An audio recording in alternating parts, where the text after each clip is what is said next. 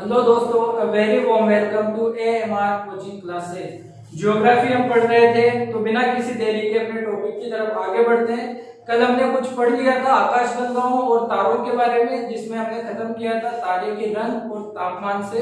हमने एंड किया था कि कौन सी स्टेज पे तारे का क्या रंग होता है और क्या उसका तापमान होता है। आज हम जानेंगे उसी से रिलेटेड थोड़ा सा आगे टॉपिक लेके चलते हैं। आज हम पढ़ेंगे सौर मंडल के बारे में, हमारे सोलर सिस्टम के बारे में हम पढ़ने वाले हैं।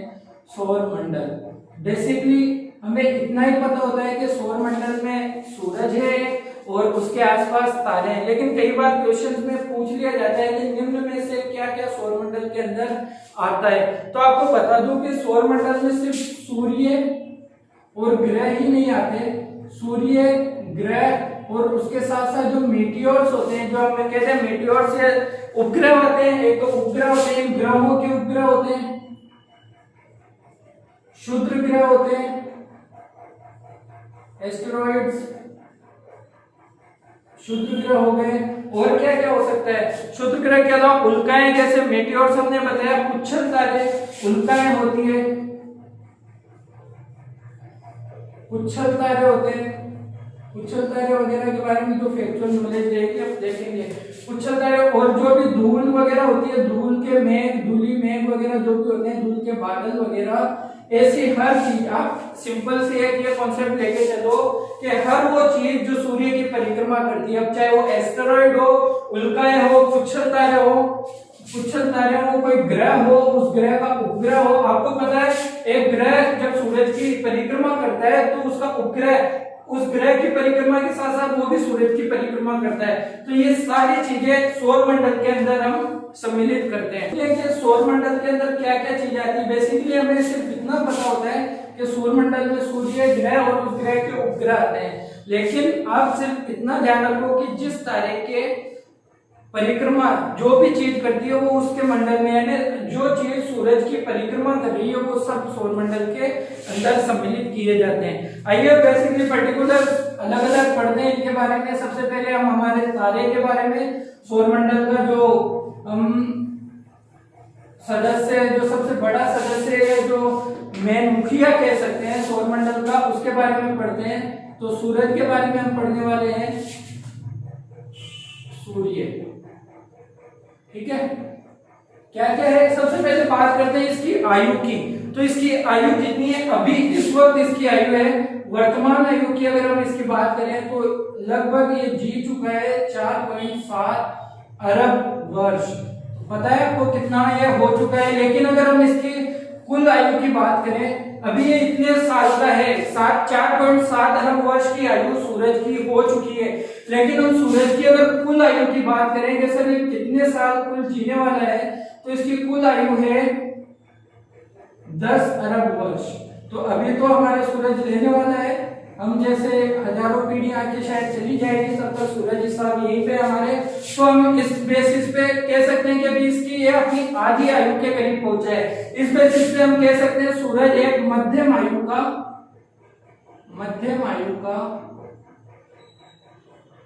मध्यम तारा है, ठीक है। सूरज क्या है? एक मध्यम आयु का मध्यम तारा। हम किस बेसिस पे कह सकते हैं? इसकी कुल आयु है 10 अरब वर्ष और अभी तक ये जी चुका है 4.7 अरब वर्ष। अगर हम वर्तमान आयु की इसकी बात करें तो 4.7 अरब वर्ष इसकी आयु है। जब ये 10 अरब वर्ष का हो जाएगा तो ये किसमें परिवर्तित हो जाएगा? अक्सर ये सवाल पूछा जाता है कि सूरज अपनी आयु को जब प्राप्त कर लेगा तो वो अंत में किसमें परिवर्तित हो जाएगा? तो जब सूरज 10 वर्ष की आयु प्राप्त कर लेगा तो ये श्वेत वामन में परिवर्तित हो जाएगा। श्वेत वामन ये हिंदी में है, और अगर इंग्लिश में मैं कहूँ तो व्हाइट ड्वार्फ में ये लास्ट में जाके परिवर्तित हो जाएगा, ठीक है। तो सूरज का अंत कहां से होगा? श्वेत वामन से में जब ये तब्दील हो जाएगा तो सूरज का अंत होगा। सूरज कितना बड़ा है? अगर हम सूरज के व्यास की बात करें, सूरज का व्यास अगर हम बात करें तो कितने किलोमीटर होगा आपके अंदाज से? ये जाती है संख्या लाखों में, 13.84 किलोमीटर सूरज का व्यास है। ये भी चीज इंपॉर्टेंट है, पूछ लिया जाता है एग्जाम में। 13.84 लाख किलोमीटर, किलोमीटर नहीं, 13.84 लाख किलोमीटर सूरज का व्यास है। तो ये चीज आपको पता है। सर सूरज का तापमान हम देखते हैं कि सूरज हमसे बहुत दूर है, काफी दूर है। अभी इसकी भी चर्चा करेंगे। शायद मैंने पहले चर्चा की भी थी कि पृथ्वी से सूरज कितना दूर है। ये चीज आप मुझे बताएंगे, पृथ्वी से सूरज कितना दूर है। करीब करीब 15 करोड़ किलोमीटर की ये जो फासला है, फिर भी हमें यहाँ पे इतनी गर्मी लगती है। तो सर सूरज का जो तापमान है वो कितना है? तो अगर हम इसके केंद्र के तापमान की बात करें, सूरज के केंद्र का तापमान, अगर हम इसके केंद्र के तापमान की बात करें तो ये बहुत ज्यादा होता है। और हम अगर कहें तो करीब 15 मिलियन डिग्री सेंटीग्रेड ये है। यहाँ पे हम डिनोट करता है मिलियन को, ठीक है। तो आप ये चीज ध्यान रखना कि सूरज के केंद्र का मैं बात कर रहा हूँ, मैं प्रकाश मंडल की बात नहीं कर रहा हूँ, फोटोस्फीयर की बात नहीं कर रहा हूँ। मैं कह रहा हूँ सूरज का जो केंद्र है, बिल्कुल उसके केंद्र का जो तापमान क्या है वो 15 मिलियन डिग्री सेंटीग्रेड है, जो कि आपसे कई बार एग्जाम में पूछा जाता है, ठीक है। इसका द्रव्यमान की बात करें तो कल हमने एक कॉन्सेप्ट देखा था कि किसी भी तारे के द्रव्यमान में क्या क्या होता है। तो हमने देखा था करीब 70 से 72% हाइड्रोजन होती है, हीलियम होती है और कुछ अन्य पदार्थ होते हैं 1.5 से 2% के। तो वही, क्योंकि सूरज भी क्या है, तारा है, तो वही इसका घनत्व भी वैसा ही रहने वाला है जो किसी भी तारे का होता है। सूरज के हम अगर भाग की बात करें तो सूरज के देखो 3 भाग की, हम अगर आंतरिक संरचना की तरफ नहीं जाए, बाहरी संरचना देखें तो सूरज का एक होता है प्रकाश मंडल, दूसरा होता है वर्णमंडल और तीसरा होता है कोरोना। इस नाम से आपको आजकल आपको क्या सभी को बहुत डर लगता है, लेकिन जो कोविड-19 कोरोना वायरस का जो नाम लिया गया है वो सूरज के कोरोना से ही लिया गया है। क्योंकि कोविड-19 का स्ट्रक्चर अगर हम देखते हैं तो उसमें भी उसके अंदर जो ऊपर ये जो होते हैं पॉइंट, ये सूरज की कोरोना लाइक स्ट्रक्चर ये होते हैं। तो कोरोना वायरस का नाम भी कहां से लिया गया है? सूरज की कोरोना से, क्योंकि जो उसका स्ट्रक्चर है उसको कोरोना लाइक हमें नजर आता है, इसलिए। तो ये 3 चीजें, इसको हम इंग्लिश में बोलेंगे फोटोस्फीयर, इसको बोलेंगे क्रोमोस्फीयर और इसको तो हम कोरोना ही बोलने वाले हैं। अब इनकी कुछ खासियत देख लेते हैं। अगर हम प्रकाश मंडल की बात करें, आपने सुना होगा जब मैंने कहा कि 15 मिलियन डिग्री सेंटीग्रेड सूरज के केंद्र का तापमान है, तो आपके दिमाग में अगर आपने कहीं सुना तो ब्लिंक किया होगा कि सर हमने तो 6000 डिग्री सेंटीग्रेड सुना था। तो 6000 डिग्री सेंटीग्रेड सूरज का जो तापमान होता है वो प्रकाश मंडल का होता है। प्रकाश मंडल का तापमान कितना होता है सर? 6000 degree centigrade. ये बात आपको ध्यान रखनी है। ये प्रकाश मंडल है क्या? हमारी पृथ्वी का धरातल आपने देखा होगा, जहां मैं खड़ा हूं वो पृथ्वी का धरातल है। उसी तरह अगर हम सूर्य के धरातल की बात करेंगे तो वो क्या है सर? उसी को हम नाम देते हैं प्रकाश मंडल या फोटोस्फीयर, ठीक है। इतना आपको पता चला। एक चीज होती है सौर कलन। सौर कलन तो अक्सर एग्जाम में अब ये कैसे बनता है, क्या बनता है, क्यों बनता है, ये सब में हम डिटेल में जाने वाले नहीं है, क्योंकि ये कॉन्सेप्चुअल हो जाएगा। हमें फैक्चुअल नॉलेज पे ज्यादा गौर करना है। प्रकाश मंडल तो अक्सर एग्जाम में ये सवाल आपसे पूछा जाता है कि सौर मंडल कहां पर बनता है या कहां पर पाया जाता है।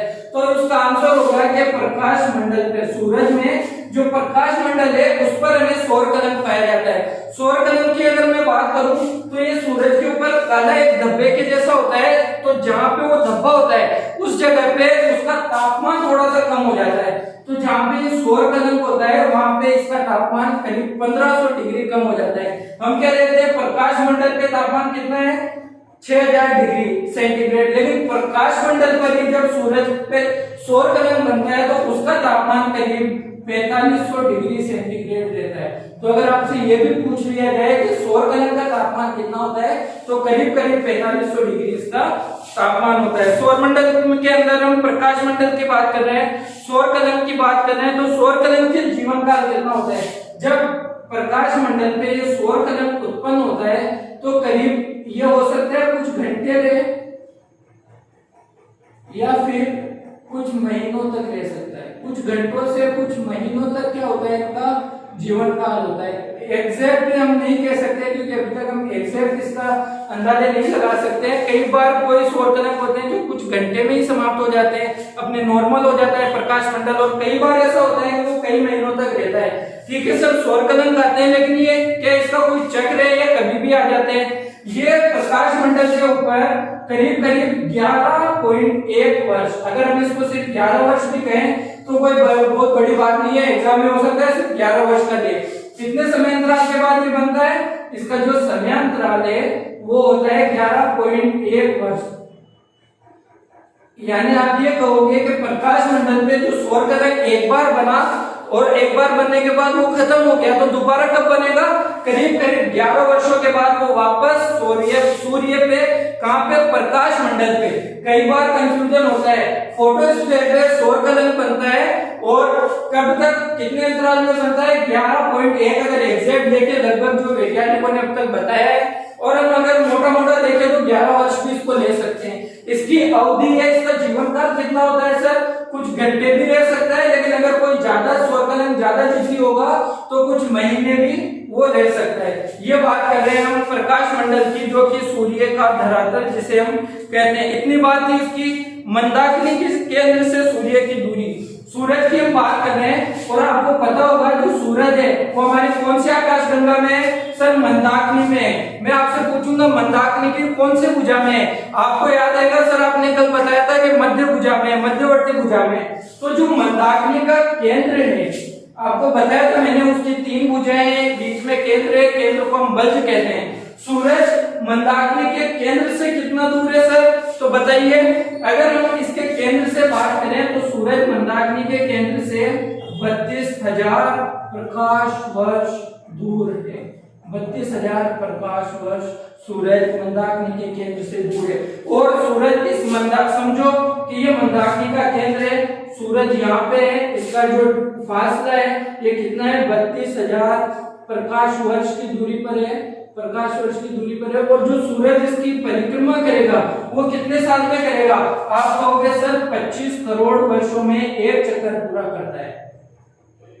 सूरज जो इस बल्ज का, मंदाकिनी के बल्ज का जो एक चक्कर पूरा करेगा वो कितने सालों में करेगा? 25 करोड़ वर्ष में। तो इस 25 करोड़ वर्ष को हम क्या कहेंगे? इसको हम कहेंगे सौर वर्ष। सौर वर्ष। आपको पता होगा पृथ्वी 365 दिन में, मोटा मोटा अगर मैं कहूं वैसे 365.26 होगा, 365 दिन में सूर्य का एक चक्कर पूरा करती है, सूर्य का परिक्रमण करती है, इसलिए हम इसको एक वर्ष कहते हैं। जब जैसे सूरज अगर इसका परिक्रमण कर रहा है तो इसका परिक्रमण कितने टाइम में करेगा? वही टाइम उसका वर्ष हो जाता है। तो सौर वर्ष हम किसको कहेंगे? 25 करोड़ वर्ष को हम, जो पृथ्वी के 25 करोड़ वर्ष है उसको हम एक सौर वर्ष कहेंगे। क्यों? क्योंकि सूरज इतने समय में मंदाकिनी के बल्ज का या केंद्र का क्या करता है? एक चक्कर पूरा करता है। ये बात हो गई। हम प्रकाश मंडल पे थे, प्रकाश मंडल के जो फैक्ट थे हमने कर लिए। आइए वर्ण मंडल के बारे में थोड़ी सी चर्चा कर लेते हैं। प्रकाश मंडल जैसे पृथ्वी का धरातल होता है, वैसे जो सूरज का धरातल है वो क्या है? प्रकाश मंडल। अगर मैं वर्ण मंडल की बात करूं तो वर्ण मंडल क्या है? आपने नाम सुना होगा हमारी पृथ्वी पर, अगर शायद आपने सुना ही होगा वायुमंडल। तो जो अगर हम पृथ्वी की वायुमंडल की बात करें तो उसे हम वायुमंडल कहते ही हैं, एटमॉस्फेयर कहते हैं। लेकिन अगर मैं सूरज के वायुमंडल की बात करूं, सूर्य के वायुमंडल की अगर मैं बात करूं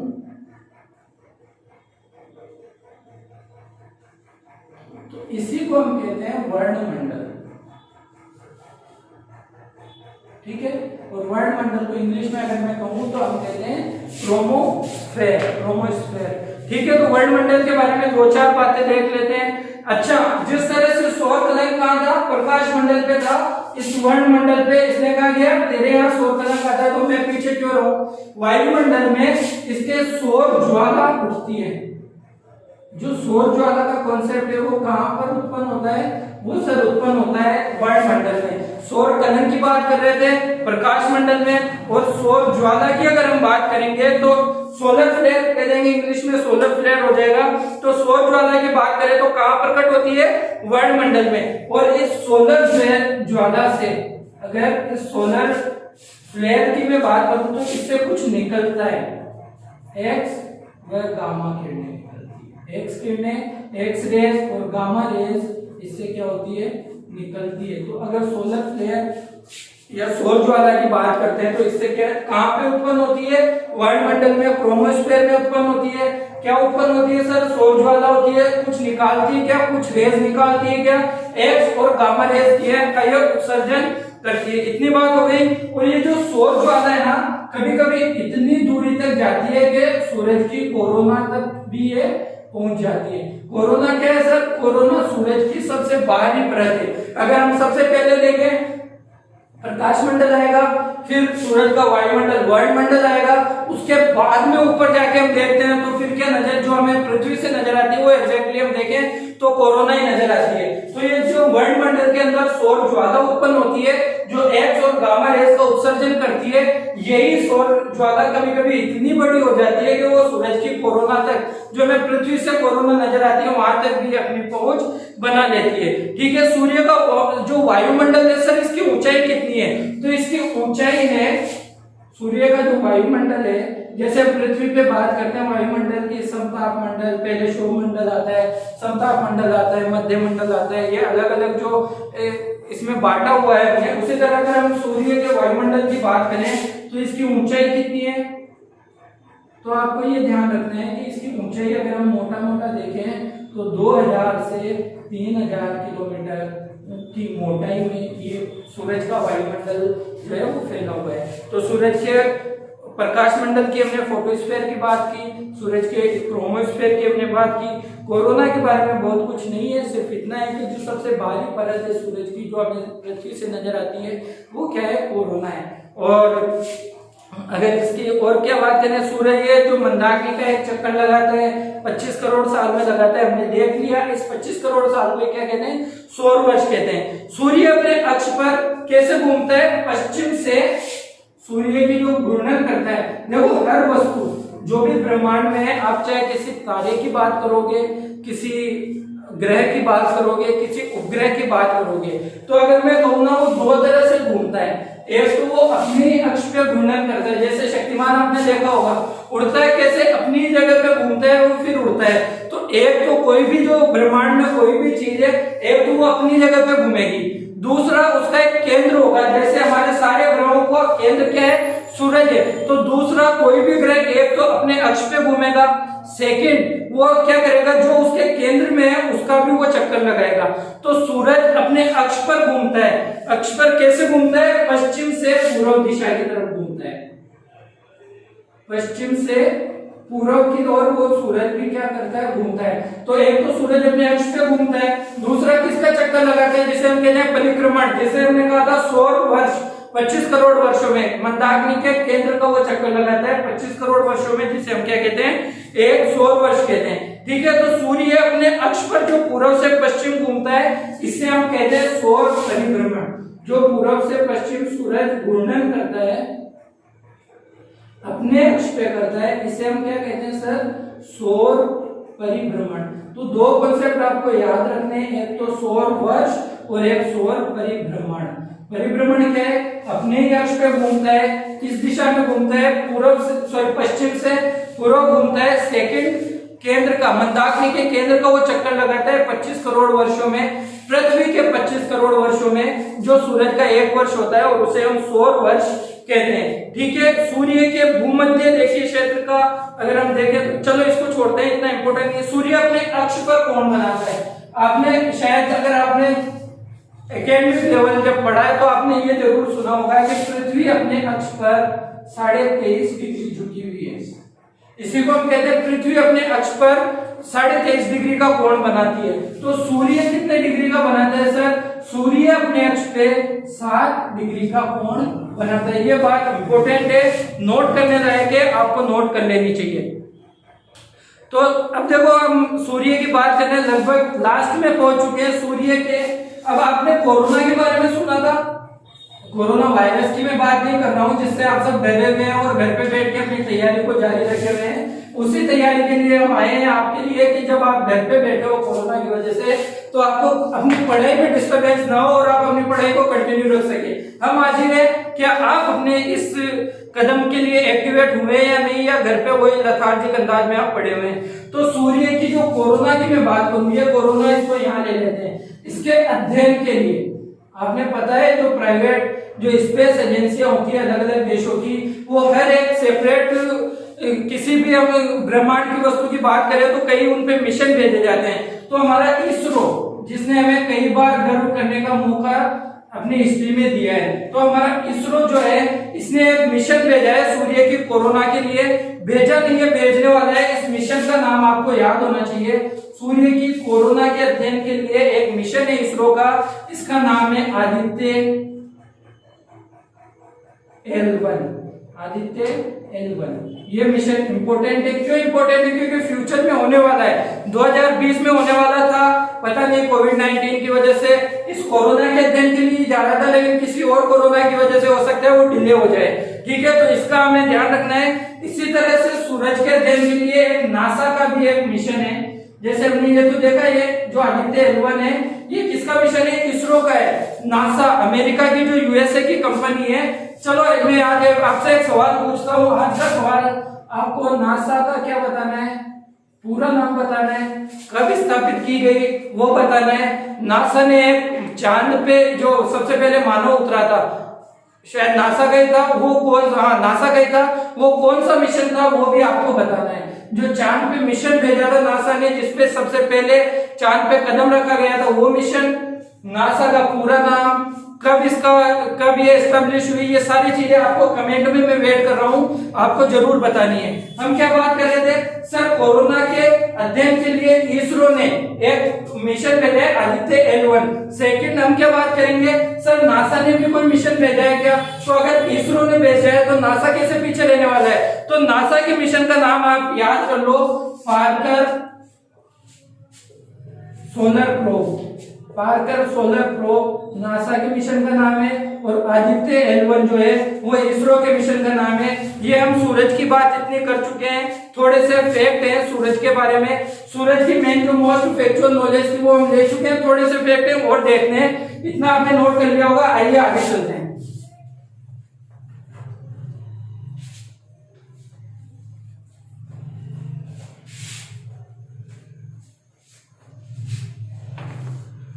मैंने आपको ये बताया था कि सूर्य,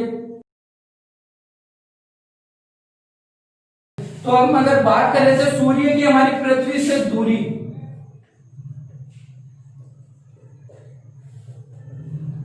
तो मोटा मोटा मैंने आपको बताया था कितना, 15 करोड़ वर्ष। यही आपको गांठ बांध देती है, इससे अलावा आपको कुछ टेंशन नहीं लेनी। लेकिन अगर कई बार ये आ जाए सूर्य और पृथ्वी की न्यूनतम दूरी आपसे पूछे, तो न्यूनतम पूछेगा तो 15 करोड़ से थोड़ा सा कम कर दो सर, 14.70 किलोमीटर। करोड़ में ध्यान रखना, 14.70 किलोमीटर। अगर अधिकतम पूछ ले वही बात है, अधिकतम में बता देंगे हम। तो हमें पता है कि 15 करोड़ के आसपास है, तो कितनी ज्यादा हो जाएगी? तो थोड़ा सा 15 करोड़ से ज्यादा बढ़ा दो तो कितना कर दोगे सर? 15.21 करोड़ किलोमीटर। इसमें कोई बड़ी बात नहीं है। जो चीज अब आपको याद करनी है या अब आपको नोटिस करनी है, जो सूरज और पृथ्वी की न्यूनतम दूरी होती है उसे क्या कहते हैं सर? उसे हम कहते हैं उपसौर की स्थिति। ये चीज आपको इंपॉर्टेंट है, ये चीज आपको ध्यान रखना है। जब सूरज पृथ्वी से न्यूनतम दूरी पे होता है तो वो कौन सी स्थिति पे होता है? उपसौर पे। और जब सूरज और पृथ्वी अधिकतम दूरी पे होते हैं तो वो कौन से पे होता है? अपसौर पे। अरे वो उत्तल और अवतल वाला कॉन्सेप्ट आपने देखा है ना, कुछ उसी तरह का है। उपसौर होगा जब न्यूनतम दूरी होगी और अपसौर होगा जब मैक्सिमम दूरी इनके बीच होगी। तो इतना फैक्ट था सूरज के बारे में। थोड़ा सा आगे बढ़ते हैं। सूरज का अगर आपने नोट कर लिया हो तो कुछ ग्रहों की बात करते हैं। इसके जो सौर मंडल के सदस्य ग्रह हैं उनकी तरफ हम बढ़ते हैं। सूरज हो गया, आइए ग्रहों की बात करें। अगर आप ये जो भी फैक्ट्स में बता रहा हूं, अगर आप इनको नोट करते हुए चलते हैं तो एग्जाम से पहले सिर्फ अगर आप रिवीजन कर लेते हैं तो आपको ज्योग्राफी के से संबंधित क्वेश्चंस के बारे में चिंतित होने की आपको जरूरत नहीं रह जाएगी, क्योंकि मैं इतना अच्छे से लेके चल रहा हूं कि अगर आप पीसीएस तक का भी लेवल देते हो तो भी वो उसमें कवर हो जाता है। आईएएस थोड़ा सा, क्योंकि उसमें स्टेटमेंट्स दे देता है, वैसे तो अगर ये फैक्ट्स स्टेटमेंट में देता है तो आप कर सकते हो, लेकिन अगर मैं पीसीएस की बात करूं, अपने आरपीएससी की बात कर लूं, आरएस के एग्जाम के प्री की, तो आप उसको बिल्कुल अप्रोच कर सकते हो, कोई दिक्कत वाली बात नहीं है। सौर मंडल के जो मेन मुखिया है वो सूरज महादेव है, सूरज भाई साहब है। आगे हम देखें तो इसके जो सदस्यों की हम बात करें तो इसके सदस्य क्या है सर? ग्रह है। तो ये ग्रह क्या होते हैं, एक बार इनके बारे में समझ लेते हैं। ग्रह सौरमंडल के सदस्य हैं, लेकिन आपको पता है सूरज क्या है? एक तारा है। ऐसे पिंड, ऐसी चीजें जो किसी तारे का क्या करती है? परिक्रमण करती है, लेकिन उसमें कंडीशन क्या है? इनमें प्रकाश नहीं होता, प्रकाश रहित होते हैं और क्या करते हैं? परिक्रमण करते हैं। किसका सर? तारे का, क्योंकि सूरज हमारा तारा है, हमारे सौरमंडल का जो तारा है वो सूरज है, तो हम परिक्रमण किसका करेंगे? तारे का ही परिक्रमण या परिभ्रमण हम करने वाले हैं। इतनी बात आपको समझ में आई होगी। सारे जो अक्सर ग्रह हैं वो आपको मैंने बताया कि सूरज अपने अक्ष पे जो घूमता है वो पश्चिम से पूर्व घूमता है, तो ग्रह कैसे घूमते हैं? ग्रह भी पश्चिम से पूर्व ही घूमते हैं। लेकिन आपने एक चीज सुनी होगी, अपवाद, जो कि हर क्षेत्र में पाए जाते हैं। तो यहाँ अपवाद पीछे कैसे रह जाते हैं? तो यहाँ पे भी अपवाद है। मैं बात करूं अगर शुक्र और अरुण की, या अगर हम इंग्लिश में कहें वीनस और यूरेनस की अगर हम बात करें तो ये अपवाद है। अपवाद किस तरह से? सारे ग्रह सूर्य का जो चक्कर लगाते हैं वो पश्चिम से पूर्व में लगाते हैं, लेकिन शुक्र और अरुण ये थोड़े से जिद्दी है, हठी टाइप के हैं, तो ये क्या कहते हैं सर? हम थोड़ा उल्टे रास्ते से जाएंगे, ये जाते हैं पूर्व से पश्चिम की तरफ। सारे ग्रह कैसे जाते हैं? पश्चिम से पूर्व। अरुण और शुक्र थोड़े से शैतानी मिजाज वाले हैं, तो ये जाते हैं पूर्व से पश्चिम की तरफ। इतना हमें देखना था। अब एक कॉन्सेप्ट, एक क्रम देख लेते हैं, फिर हम पर्टिकुलर हर एक ग्रह की बात करेंगे। तो ये सूर्य है हमारा, ये एक सूर्य है। इससे सबसे पहले अगर हम ग्रहों की बात करें,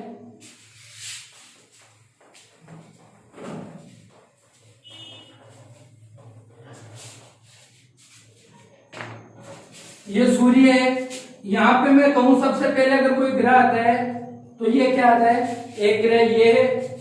इससे थोड़ा सा आगे जाएंगे तो एक ग्रह ये है, फिर आगे जाएंगे तो एक और ये है, ठीक है।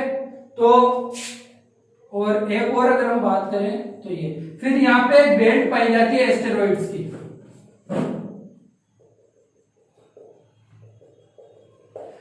अगर हम पहले इनकी बात करते हैं, सूरज है, सूरज से सबसे पहले क्या है सर? इसको हम कहेंगे बुध, इंग्लिश में आप जानते हो मरकरी, ठीक है। उसके पास में क्या है? वीनस, शुक्र। उसके पास में जहां पे आप निवास करते हो, और यहाँ पे आता है लाल ग्रह, जिसे हम लाल ग्रह के नाम से जानते हैं, मार्स। बुध, वीनस, अर्थ और मार्स। ये चीज मैंने क्यों बताई? यहाँ पे एस्टेरॉइड की बेल्ट है। एस्टेरॉइड क्या होता है? आपने नाम सुना होगा डायनासोर का।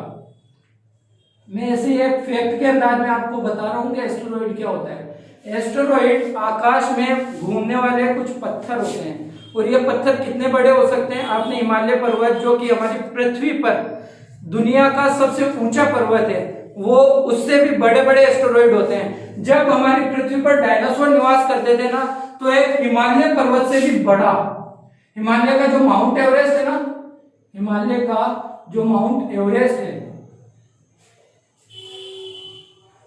आपको पता है करीब 9 किलोमीटर उसकी लंबाई हो चुकी है, 8,850। तो इससे भी बड़ा एक एस्टेरॉइड आके पृथ्वी पे टकराया था, और उसके बाद से डायनासोर इस दुनिया से खत्म हो चुके हैं। तो ये एक फैक्ट है, नॉलेजेबल फैक्ट है, आपको ध्यान रखना है। तो एस्टेरॉइड क्या होते हैं सर? बहुत बड़े बड़े पत्थर के टुकड़े होते हैं, यूं समझो, जो कि गुरुत्वाकर्षण के कारण सूरज के चारों तरफ परिक्रमण या परिभ्रमण करते रहते हैं। ये चीज आपको पता है। अब ये आपको ये पता होना चाहिए कि सौर मंडल में 2006 के बाद कितने ग्रह हैं? 8 ग्रह हैं। क्योंकि प्लूटो को हमने 2006 से एक ड्वार्फ प्लैनेट के बारे में प्लैनेट के रूप में घोषित कर दिया था। तो 4 ग्रह इस एस्टेरॉयड बेल्ट के इधर है, बाकी 4 ग्रह इस एस्टेरॉयड बेल्ट के उधर है। ठीक है, उनके बारे में भी हम चर्चा करेंगे, लेकिन मैं सिर्फ इतना समझाना चाह रहा था, बीच में एक एस्टेरॉयड बेल्ट है, सूरज के अंदर की तरफ 4 ग्रह है और बाहर की तरफ 4 ग्रह है। इन अंदर वाले 4 ग्रहों को हम क्या कहते हैं? आंतरिक ग्रह कहते हैं।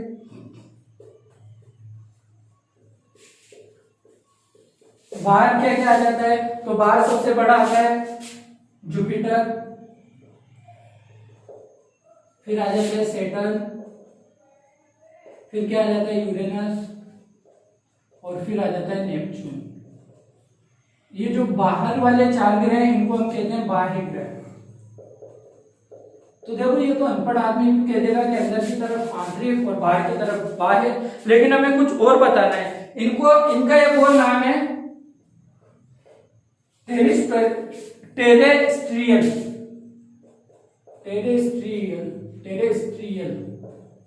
प्लैनेट्स या ग्रह इनको कहते हैं, और इनको कहते हैं जोबियन। ये चीज इंपॉर्टेंट है जो आपके एग्जाम में पूछी जा सकती है और आप कंफ्यूज हो सकते हो कि जोबियन ग्रह कौन से हैं। सॉरी, ये नहीं, ये वाले जोबियन है जो बाहर वाले ग्रह हैं, जिनको हम बाह्य ग्रह कहते हैं, ये है जोबियन।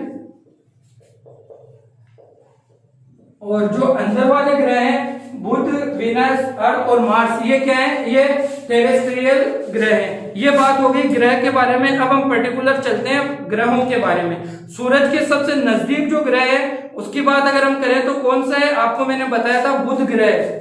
सबसे पहले हम देखें तो ग्रह आता है सूरज के सबसे नजदीक भी है, और सबसे पहले अगर हम क्रम से देखें तो बुध, जिसे हम कहते हैं मरकरी,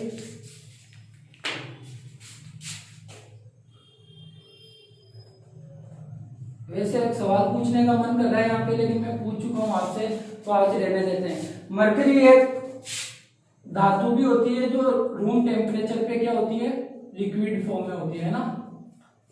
एक और धातु होती है रूम टेम्परेचर हम मान सकते हैं 28 डिग्री सेंटीग्रेड।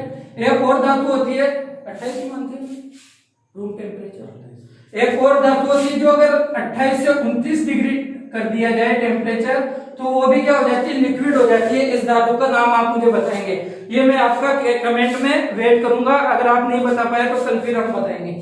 तो बुध ग्रह के बारे में हम बात कर रहे थे, मरकरी। बुध ग्रह क्या है सर? सूरज के सबसे नजदीक है। तो अगर मैं कहूं कि सूरज से दूरी के क्रम में तो पहला है, लेकिन आकार के क्रम में मैं बात करूं तो आकार में ये क्या है? सबसे छोटा है, यानी हम कह सकते हैं कि 8वें नंबर पे आता है, क्योंकि सौरमंडल के अंदर 8 ही ग्रह होते हैं। सबसे पहले अगर हम प्लूटो को जब ऐड करते थे सौरमंडल के अंदर तो ये प्लूटो से बड़ा होता था और सबसे छोटा होता था प्लूटो, लेकिन अभी सबसे छोटा कौन हो गया सर? मरकरी हो चुका है। ठीक है, देख लिया, सूरज के सबसे नजदीक है। कितना नजदीक है सर? सूरज से करीब 5.8 करोड़ किलोमीटर इसकी दूरी है। सबसे नजदीक है, लेकिन सबसे 5.8 करोड़ किलोमीटर इसकी सूरज से दूरी है। सबसे छोटा है प्लूटो के निकलने के बाद, आपको पता है इसका व्यास कितना है। अब सबसे छोटा है तो इसका व्यास जान लेते हैं। इसका व्यास कितना है? 4880 किलोमीटर। 4880 किलोमीटर। इसका घनत्व इसलिए जान लेते हैं कि शुक्र का घनत्व एग्जाम में पूछा जा चुका है। तो अगर शुक्र का पूछा गया एक बार तो हो सकता है नेक्स्ट टाइम बुध का पूछ ले। तो इसका घनत्व हम देख लेते हैं 5.5 ग्राम पर सेंटीमीटर क्यूब। घनत्व हमेशा क्यूब में निकाला जाता है, ये ध्यान रखने वाली बात है। तो इसका घनत्व क्यों बताया सर? शुक्र का घनत्व एग्जाम में पूछा जा चुका है, तो हो सकता है कि इसका भी पूछ ले। एग्जामिनर के माइंड का कोई भरोसा हमें नहीं है। अच्छा, एक सबसे इंपॉर्टेंट बात जो आती है बुध के बारे में, सर्वाधिक तापांतर। ऐसा ग्रह, सौरमंडल का ऐसा ग्रह जिस पर सर्वाधिक तापांतर पाया जाता है। आप कहोगे सर हमने तापमान के बारे में देखा था, हमें जानते हैं तापमान क्या होता है, लेकिन ये तापांतर कौन सी भला है? तो देखो, एक दिन में हमें हमारे समझ लो दिन के अंदर टेम्परेचर होता है 42, गर्मी की बात करते हैं 42 होता है, रात को गिर के क्या हो जाता है 22। तो दिन के टेम्परेचर में और रात के टेम्परेचर में कितना फर्क है? आपको 20 हो जाता है तो आप कहोगे सर 22 डिग्री का, तो यही तापांतर है। तो ऐसा ग्रह जिसमें दिन में और रात में जो टेम्परेचर के बीच में जो गैप है, जो ताप का अंतर है, वो सबसे ज्यादा है। और कितना है सर? सर इसका जो तापांतर है वो है 560 डिग्री सेंटीग्रेड। इसका जो तापांतर है जो कि सौर मंडल में सबसे ज्यादा है 560 डिग्री सेंटीग्रेड है। आगे बात करें सर दिन में इसका तापमान कितना होता है? दिन में इसका तापमान होता है 390 डिग्री सेंटीग्रेड प्लस का, और रात में वो चल जाता है -170 डिग्री सेंटीग्रेड। तो अगर हम इनको ऐड करेंगे तो कितना हो जाएगा? 560 डिग्री टेम्परेचर ही इसका जो तापमान होता है, तापांतर होता है, वो हो जाएगा। ठीक है, इसकी जो स्पीड है, मैंने आपको बताया था कि हर चीज जो ब्रह्मांड में है वो दो तरह से घूमती है। एक तो अपने अक्ष पे घूमती है, सेकंड वो अपने जो केंद्र होता है, जैसे हमारे सौर मंडल का केंद्र क्या है? सूर्य है, तो सेकंड वो क्या घूमेगी? सूर्य का भी चक्कर वो लगाएगी। तो ये जो घूमने का काम है इसका कितना है? 48 किलोमीटर प्रति सेकंड। एक सेकंड में कितना घूम लेता है? 48 किलोमीटर। ये चीज आपको ध्यान रखनी है। इसका कोई उपग्रह नहीं है, नोटिस करने वाली बात है, बुध का कोई उपग्रह नहीं है। बुध का एक दिन पृथ्वी के 90 दिन के बराबर होता है। अब दिन की कॉन्सेप्ट में मैं आपको अगर मोटा मोटा बताते हुए चलूं तो जब कोई ग्रह अपने अक्ष पर एक बार घूमेगा तो उसका एक दिन हो जाएगा। ठीक है, जब कोई भी ग्रह अपने अक्ष पे एक बार एक चक्कर पूरा कर लेगा तो उसका एक दिन होगा। यानी कि जब भी बुध एक चक्कर अपना लगाता है तो पृथ्वी के कितने दिन हो जाते हैं? आप 3 महीने गुजार चुके होते हो। तो बुध का एक चक्कर पृथ्वी के कितने दिनों के बराबर होता है? 90 दिनों के बराबर। तो अगर आपको एग्जाम में यूं भी पूछ ले कि बुध का एक दिन कितने दिनों के बराबर होता है, तो वो 90 दिनों के बराबर होता है। ये चीज घुमा सकता है एग्जामिनर के मूड का, हम कुछ कह नहीं सकते, लेकिन कॉन्सेप्ट वही रहने वाला है, लेकिन घुमा सकता है एग्जामिनर। ठीक है, अगली अगर मैं बात करूं, इसके अंदर कोई वायुमंडल नहीं है। हम देखते हैं हमारी पृथ्वी के ऊपर थोड़ा सा ऊपर जाते हैं, शोभ मंडल, समताप मंडल, मध्य मंडल, आयन मंडल, बहिर्मंडल जैसी जो संकल्पना है। तो बुध का कोई भी वायुमंडल बुध के अंदर कोई भी नहीं है। ये थी बुध की बातें। आपको कैसा लगा जरूर बताइए। अगले लेक्चर में हम शुरू करेंगे शुक्र से लेकर लास्ट तक नेपच्यून तक, थोड़ा सा प्लूटो के बारे में भी जानेंगे। इनके बारे में अगर कुछ कोई मिशन भेजे गए इसरो या नासा द्वारा वो भी जानेंगे। आप जुड़े रहिए। कैसा लग रहा है जरूर बताइएगा कमेंट करके।